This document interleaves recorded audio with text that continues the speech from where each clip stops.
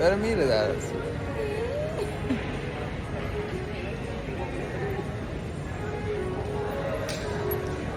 Welcome to Malaysia.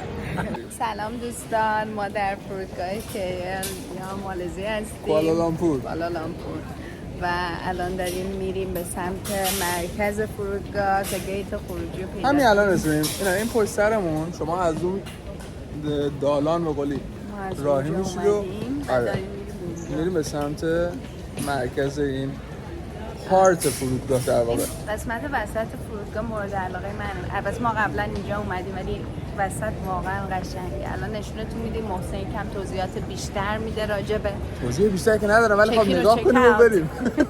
آره بریم یه نگاهی بندازیم. خب اینم از مرکز این فرودگاه بی‌نهایت جذاب. البته مرکز این پارتش میاد اینجا قاطی نباید بکنه دیگه، یه کمی گومه اینجا. مستقیما به خروجی ربط و راهی نداره. اینجا یه فروشگاه به قولی پرفیوم و کازمتیکس و اینجور چیزاست که گرون هم هست. نرید ترجیحاً. پیانو مورد علاقه منه. همه میتونم بیان اینجا پیانو بزنن. آره. بچه چینی هم که همه بلده.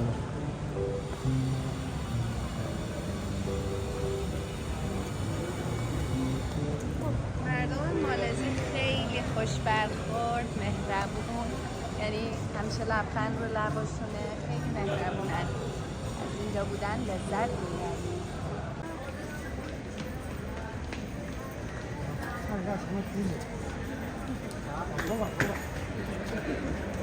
دستشویاش هم خوبه، برید سر بزنید تر تمیز. اینجا ببینید روی این تابلو خب از این قسمت فرودگاه ما راه نداریم که سوار اتوبوس یا تاکسی بشیم، بنابراین اینجا روی این بالا نگاه کنید یکی از بالاهای این قسمت یه دونه قطاره که ما رو میبره به اون یکی پارتی که میشه از طریقش به مناطق دیگه شهر و کلی شهر دیگه بریم با هم.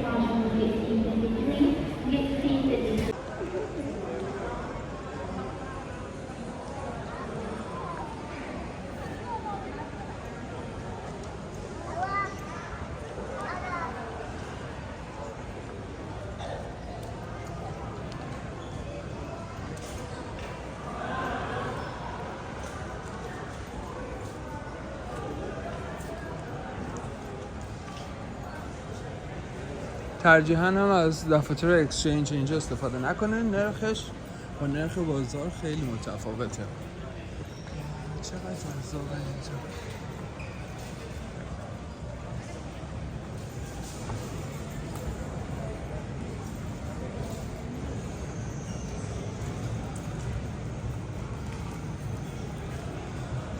ما الان اینجاییم و میریم به سمت قطار.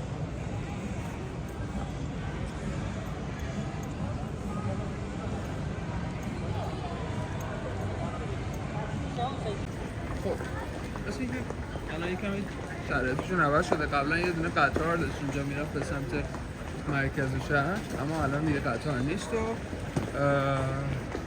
میریم پایین و سوار اتوبوس میشیم و میریم سمت مرکز شهر.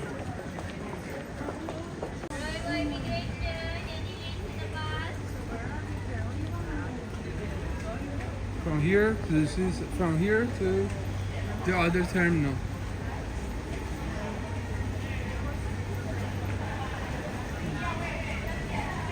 Yep. قبلا اینجا یه دونه ترن داشت بسیار شکیل و الان تغییرش دادن به اتوبوس. بریم طبقه پایین و یه سوار اتوبوس ها میشیم. از این اتوبوس هم پیاده میشیم و میریم به سمت خروجی های این ساختمان.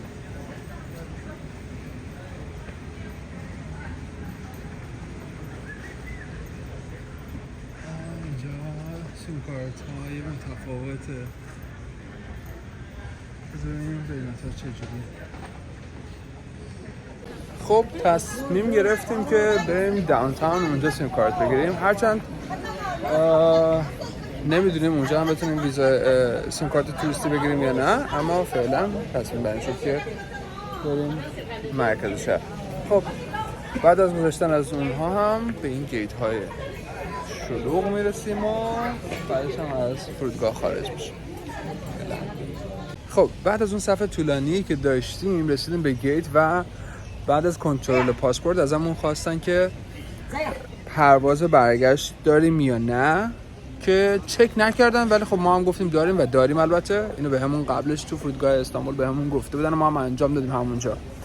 و اینکه یه چیز دیگه هم ازمون میخواستن که باید ارایوالمون رو ثبت بکنیم توی سایت ما وارد این کشور شدیم. آره ورودیمون رو باید 3 روز زمان داریم، یعنی 3 روز قبل از ورودمون ما باید این رو ثبت نام بکنیم و اینجا ازمون میخواد.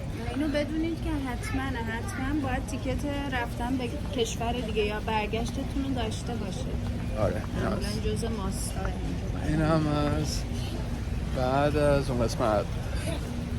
اصولاً مالزی جای خوبی برای خرید مشروب نیست، خیلی گرونه نسبت به جاهای دیگه، یعنی حتی دیوتی فری شاپش هم گرون تره، چه رو پرفیوما چه رو مشروباتش، اما خب مرکز شهر نسبت به مرکز خیلی بهتره. و یه چیز دیگه که تو این فرودگاه دیدم رعایت شده تو فرودگاه های دیگه نه اینه، این آقا وقتی چمدونا میان اینجوری نگهشون میداره، دیدیم تو این ویدیوها دیگه.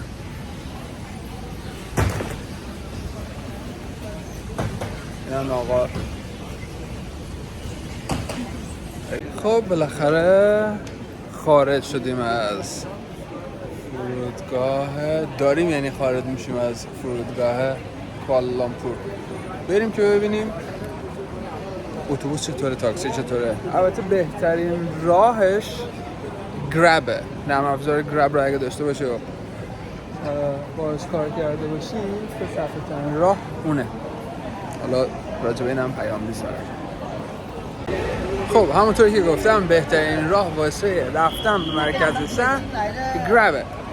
اینجا خودتون میتونید نرم افزارتون نصب بکنید، تو فرودگاه هم فری اینترنت داره، نرم افزار رو نصب میکنید و بعد یه کد واسهتون میاد به شماره واتساپتون و تایید میشه. آیفون باهاش مشکل داره ولی اندروید خیلی سریع راه میفته و از فرودگاه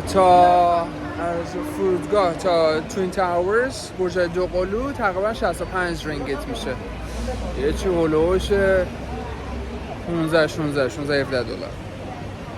فعلا.